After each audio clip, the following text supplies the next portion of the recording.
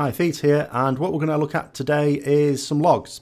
So I was emailed with someone asking for some advice on improving damage against Mythic Archimonde. It's a Retribution Paladin, but what I'm going to show you is the process I use when looking at logs to try and find improvements that will apply to any DPS class or spec. And what I've done this exercise before. I did it on myself, which I'll put a link there.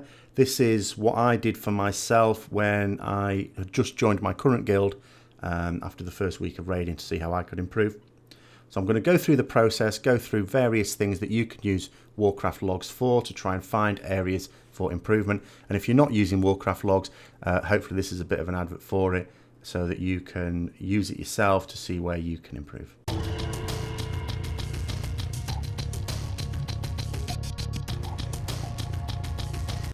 Okay, so we'll have a look first of all. Now what we can see straight away is this is the fella here who's asked for some advice. And we can see, Retribution Paladin, that there's another one in the raid. This is glorious. When there's someone else in the raid who especially is doing a bit more damage than you, then you can directly compare yourself, find out where you're losing the damage to them. Maybe you're making some damage overall and you can actually not just catch up to them, but get ahead of them. Now, the first thing we're going to look at, I'm going to look at the start of the fight. I'm going to look at the Doomfire Spirit. Now, the Doomfire Spirit, of course, is a priority target for the raid. A priority target is not necessarily a priority for absolutely everyone in the raid. All depends on circumstances. And at this point, where you've got this level of gear, and you expect it to be blown up very quickly, and more importantly, where you need to push the boss, you don't get a second Doomfire Spirit. It is not necessary for everyone to switch. Now we can see there's little damage being done on the Doomfire Spirit by itself, but that's absolutely fine. I don't switch to it at all. In fact, there'll be no damage on it from me because I am wailing on the boss at that point. Because remember, we need to push him. Now the other Retribution there has gone on to that. Now if we have a little look here, this is when the Doomfire Spirit is up. Now if I just get rid of that, so we're now looking at the total amount of damage done. So we can see that your total amount of damage done during that period of time is actually greater. It's a bit of an indication that it's not necessarily in the best interests of someone like a Retribution Paladin to switch to the Doomfire Spirit because your overall damage is affected. And remember, you do need damaging the boss as well to make sure you beat the timer. That being said, I wouldn't suggest that the other Paladin necessarily stop. I mean, they're doing a reasonable amount of damage. I mean, normally you would expect mages and hunters to be able to beast it down, and rogues if you've got any, but there's no rogues in this raid. But absolutely, if you think you're doing a reasonable job on it, you can switch. It's just, and if you ever got into a position where it's quite tight on being able to push the boss, then I would say this person should actually just go on the boss because they'll do more damage. But, you know, each to their own. But I certainly wouldn't say you want to switch to the Doomfire Spirit. Now, I'm just going to reset this. Let's just have a look at the whole heroism period in general. Oh dear. 6 seconds in. Let's stop that. And again, we can see it's actually very, very close between you. There's not much in it. You're actually a shade ahead. Doesn't really matter. So during the heroism period itself, it looks like things are going okay. So let's just reset that there. Now, the biggest thing, and this is what I replied back with, because the very, very obvious thing is if we actually click here and click on buffs, you can see that you're using the Libra of Vindication, which is the class trinket, but there's breaks in it. So what we need to do is to try and increase the amount of uptime on that, but that's something I'm going to come to later. For now, what I'm looking at is this, the use of the legendary ring, and you get, for the kill time you get 4 uses out of it. The really, really important thing about buffs is making sure that they line up with other buffs. So we can see here at the start of the fight, you know, you're using it at the same time as Sanctified Wrath. What's really important is lining up with Wings of Liberty. So the first 10 seconds of your Avenging Wrath, you're getting this stacking buff, which is actually quite powerful. That must coincide with the ring here. So at the start of the fight, no problem at all, because everything's been fired off, strength potion, all the rest of it. The next time this is used, you can see it's missed here. You've used your Avenging Wrath too early. So the Wings of Liberty is fading at the same time as this is starting. So that's missing out on a lot of damage. The next time the Legendary Ring is used, there is no Avenging Wrath at all. Now, I want to look at this. So this third one started at about 4 minutes 20 seconds. So we're just going to go back to damage done. We're going to look at the whole lot. Now this is everyone's. Now, I'm going to have a little guess at something here. Let's get rid of the total. So we're comparing the two Retribution Paladins directly. There's a huge period here where the damage difference is massive. Absolutely massive. So let's just highlight this period here. So, I mean, in fact, you know, Irvin here is doing more damage than anyone else in the raid at this point. In a period of what? 40 seconds? 7.28 million, as opposed to just 4.53 million. That's getting on for 3 million damage difference. That's huge. So again, let's just... So this was at what? This started around about 2:20 to 3 minutes-ish. So again, let's see what's going on. Was that this? That's... So that's when the Thrasus is being used. And remember, that is where you miss... You had Avenging Wrath during that time, but not the Wings of Liberty. You missed out on the Wings of Liberty at that time. Huge, huge miss. Now, if we have a look at the other Retribution Paladins, see what they were doing at the same time. They have, let's have a look. They've got their Wings of Liberty. I mean, they've not used it at exactly the same time, so they could stand to improve a little bit here. But nonetheless, it looks like it almost completely coincides. It looks like the Wings of Liberty actually finishes just after Thrasus. But let's just see. Let's look at the time. There is a way to stack these together, but that's fiddling about. So this ends at 2:29. So if we have a look at Wings of Liberty, the last one... Hold on, where am I going? Ooh, might just hit it. It looks like the last stack is just after. So maybe they should have done it a second earlier. But the important thing is that you want to stack these buffs up at all times. So the Legendary Ring is something, because it affects the whole raid, it is something that should be coordinated. People should know exactly when it's going to be used. You should know. The person who's on the ring should not be just firing it off randomly. Everyone should know so that they can leave their cooldowns for it. And you need to make sure you've got a charge of Avenging Wrath for these times and to use it then as well. Okay? Now, what we're going to do is going to go back to damage. Take this off. We're going to have a little look at padding. Now, padding is very bad. Very, very bad. On progress. On farm, especially where you're not putting the kill into jeopardy, it's a little bit grayer. I generally don't feel good about doing it. I generally steer clear from it. But I'm not going to say I never give in to the temptation. But in a situation like this where you want to increase your damage, should we have a little look at something? Now, the mobs that you don't have to pay any attention to whatsoever... Dreadstalkers, those are the ones. They're the little doggies.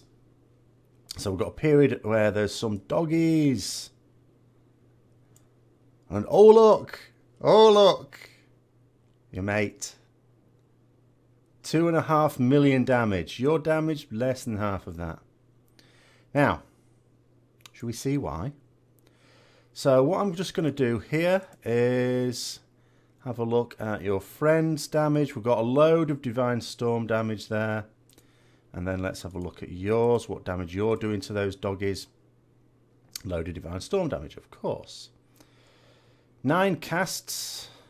Really? 9 casts? Okay. Only 5 casts. So your friend has only got 5 casts off. But he's getting like, 18 hits there to 19 hits. They're getting roughly the same number of hits. Now that point suggests that they're positioning themselves to be able to hit more of them. It suggests in your case that you're just positioned wherever you're positioned. And it just hits what it hits, which might not be very much.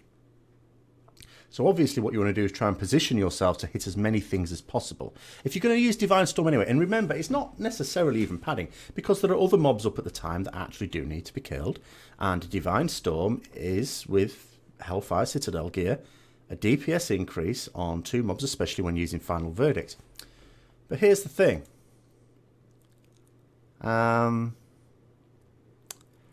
What we want to have a look at here is, let's click off the Dreadstalk. I'm just looking at total damage here, and I'm going to do the same for you. Final Verdict, obviously this presumably has been used on the boss, it is. Okay, and then you're weaving in the Divine Storms. What have I done? Right, same here. Now,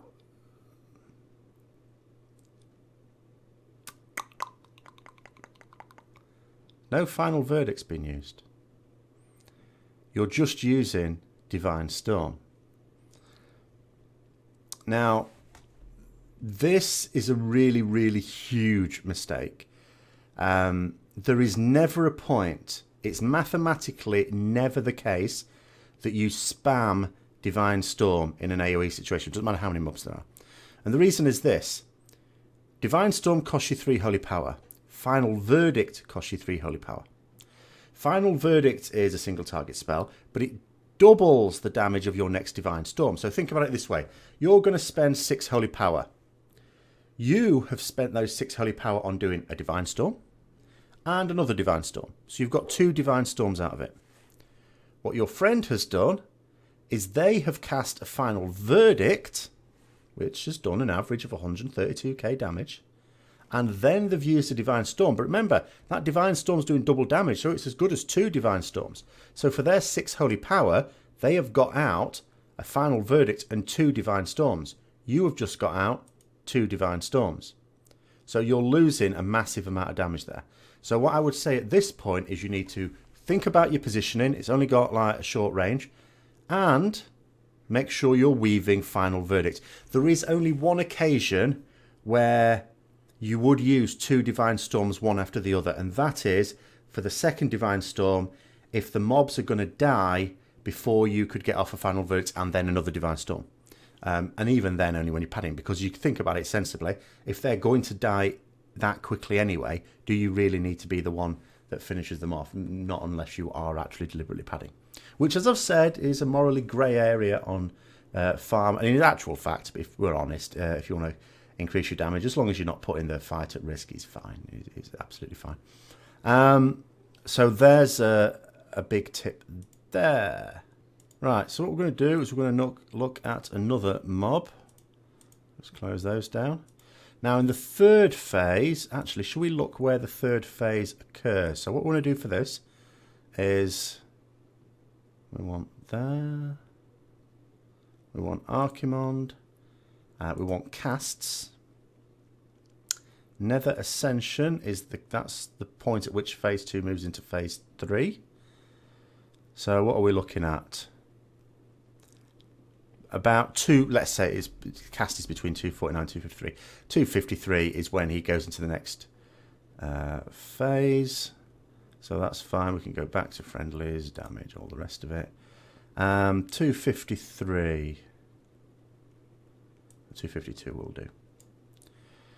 Right, so at this point, damage is a little bit closer, but you're still losing in this phase about 2.5 million damage, 3.5 million damage. No, 2.5 million. Behave yourself, maths. 2.5 million damage. Okay, so let's have a look. Now, Infernals are a big distraction in this one. Of course, really important to kill the Infernals. And you can see you are losing a little bit of damage on this. Not a massive amount, actually. Not a massive amount. So I wouldn't worry too much about that. So let's have a look at the boss. Obviously, we want to put damage into the boss.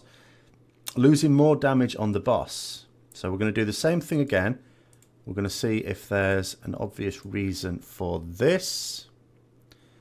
So on your friend, for example, so what we can see is, in terms of the top damage, of course, Hand of Light, this our mastery, it's always going to be that. Final Verdict, 27 casts of Final Verdict, and 33 casts of Hammer of Wrath. They're big damage dealers in your case. 25, so that's 2 fewer final verdicts on the boss. Hammer of Wrath, not even the third one. There's only 22 casts. Now, 22 casts as opposed to 33. So they have been able to cast literal exactly 50% more Hammers of Wrath. Hammer of Wrath is a big, powerful ability. Really. And the fact that you've missed the opportunity to use as many is a little concerning. We might need to think about what the reason for that is. Again, I don't know what the reason for that is with the video. I mean, there is actually a replay function on this. We could look at that, but that's an excessive amount of time. But I would just... And this is on the boss, remember. It's not like Infernals. Like sometimes for doing extra little damage, you can sort of remember that if you see something on low health and add, you can always fire a Hammer of Wrath at it. So let's say you're killing your Infernal and you've killed it, and then there's another Infernal over the way. You can't possibly get to it. It's nearly dead anyway. But maybe you can chuck a sneaky Hammer of Wrath at it. Sometimes there's little tricks like this. But this is Hammers of Wrath on the boss. So it might suggest... I'm going to actually just check something else. Hold on here. So whose is this? Is you. Melee swings on the boss 53. That might suggest you're actually in melee range for roughly the same amount of time. So I can only imagine you are not prioritising Hammer of Wrath as you should be. Fellburn 1.39. Again, you get the same amount of Fellburn. I'm looking at it and I'm thinking you are... It's not... Like my first thought might have been maybe you're slow getting from the Infernals or any other priority adds back onto the boss. Because other priority adds in this phase, of course, include Void Stars. Let's just have a look at this. You're doing pretty well on those. No complaints on those. So it doesn't look like you're being slow getting onto the boss. So it can only be that you're not using the abilities in the correct priority order, as far as I can tell, because that's a large discrepancy. I mean, 2 fewer final verdicts, but 11 fewer. I mean, like, you're doing 2/3 of the number of Hammers of Wrath. So we can see here, total Hammer of Wrath damage for you is 971k, and for your friend is like, it's nearly double actually, but we can't help how much damage the actual hammers do, but the fact that they're getting so many more off them, and that's counting for that damage as well. So in terms of the major causes of loss of damage, what I would say is there's 3. Number 1 is not lining up Avenging Wrath with the Legendary Ring. When the Legendary Ring is popped, that is when you pop Avenging Wrath. Exactly at that time. Not before, not after. Exactly at that time. Number 2, padding on the Dreadstalkers. Shh, keep it quiet, keep it to yourself. And number 3, you need to sort out the damage on the boss in the 3rd phase, because you are missing out on a load of Hammers of Wrath at least. Okay? If you add all that up, that sort of explains the missing damage there. Now, there is potentially something else as well. So what I'm just going to do, I'm just going to reset that. I'm going to keep both of your slides on here. So we're going to go back to buffs, because I did notice something else as well I just want to have a look at. Now, if we look at your friend here, remember about buff stacking. Really, really important to stack buffs. Potion used here. Not sure why. Because, can we see here, it's not coinciding with the use of the Legendary Ring. It's not coinciding with Avenging Wrath. You're using a buff that you can control. You use one at the start, pre-pull, and then you have 1 use of a potion during the fight. You have total control over when that is. Total control. And yet it's not coinciding anywhere here. And this is on your friend, so if you look at yourself, yours is a little bit better, because it looks like you're using it at the same time as a Sanctified Wrath. but not at the same time as the legendary ring. Use the if this is when the 4th legendary ring is going to be used, and 1, that's when you use your Avenging Wrath, not before it, exactly at that point, so we don't miss out these Wings of Liberty, because you have only got, there's 4 uses of the legendary ring here, only one of them coincides with everything as it should. This one here, the first one, where it's very difficult to fail to do that. Every other use, okay, got Avenging Wrath there, but missing Wings of Liberty. Here, got nothing. You've got your weapon enchant proc, but you don't control that. Over here, you've got a bit of Avenging Wrath, but you've missed your Wings of Liberty again. And the Strength Potion, nowhere to be seen. Use that Strength Potion here, and wait on this Avenging Wrath until here. You will see a massive amount more damage, because the cumulative effect of stacking buff on top of buff on top of buff is far, far greater than the individual sum of its parts. It is absolutely raiding 101, this. Use buffs at the same time.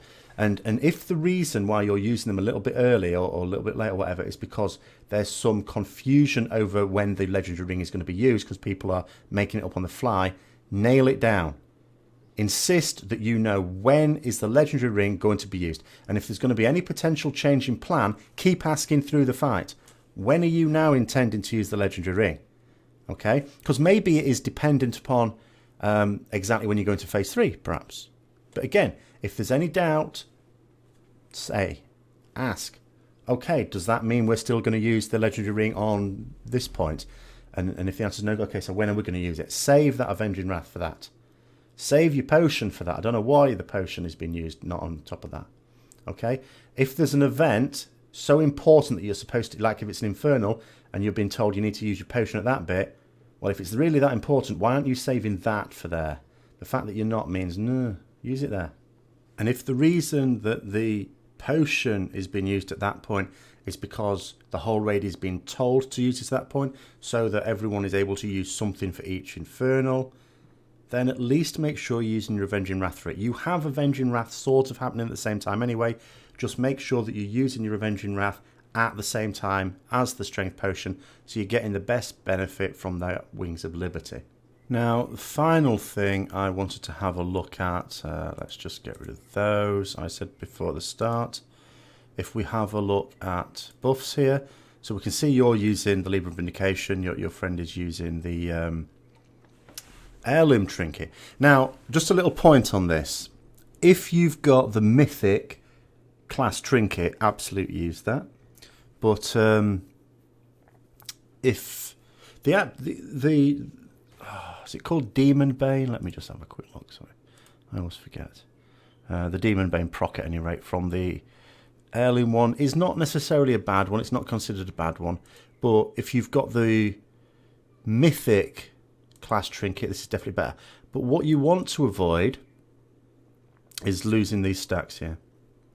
And it's been lost so many times. Now let me just show you, if I just look myself up, the Laughing Skull, Filthy Horde Realm there, Archimonde, click on an Archimonde, click on me, and buffs. So I'm using Focus of Vengeance. At the start, lose it there. This is probably when we're transitioning. Sometimes you can be really quick. Depending if you can get a quick sneaky Crusader strike off just before you transition and then belt to the front, long arm of the Lord, charge. You can sometimes keep it up, but not always. And then at this point, this might be when I've had to run to the back from a Seething Corruption. But nonetheless, I've lost it twice and built it back up. For most of the time, it's up at 3 stacks, and that's what you need it to be on. This is being lost all the time. So much so, in fact, that I'm wondering if you're losing it because of target switching and you're not using the magic macro. Now, the very first guide I actually did for Retribution Paladins sort of goes through this. It's an old one. It's not as good quality. I say it's old. It's not that old. It's like a year old. It's before I decided to start doing this channel properly. I was just chucking it up there. But go and have a look at that video for tips on how to maintain this. you should only use this class trinket if you are going to use that macro or similar. The macro I use makes the boss, it uses Crusader Strike on the focus target. And in fact, I'll put the macro up here. There you go. But it uses the focus target, and what I do is I make Archimonde the focus target. And what it means is, all I have to do is be facing Archimonde in melee range, and it doesn't matter what I'm attacking, doesn't matter what my target is. Crusader Strike will always hit Archimonde. So just make sure you do that. And of course, it just means that you want to stay in melee range. Because if you go running after like for whatever silly reason, an Infernal at the back of the room or something, you wouldn't do that. But if you did, obviously your Crusader Strike wouldn't work at all. But that should improve that. That should make that look much more like that, which is more like we want. I mean, even better if it can just be all the way across. But a couple of drops off across this sort of length of fight is fine. Okay, right. So hopefully that's helped out not only the author of the email to me, but also anyone else who doesn't necessarily use Warcraft logs as they might. If you found the video useful, don't forget to like, comment and subscribe. If you've got any specific questions, feel free to comment below or email me with anything.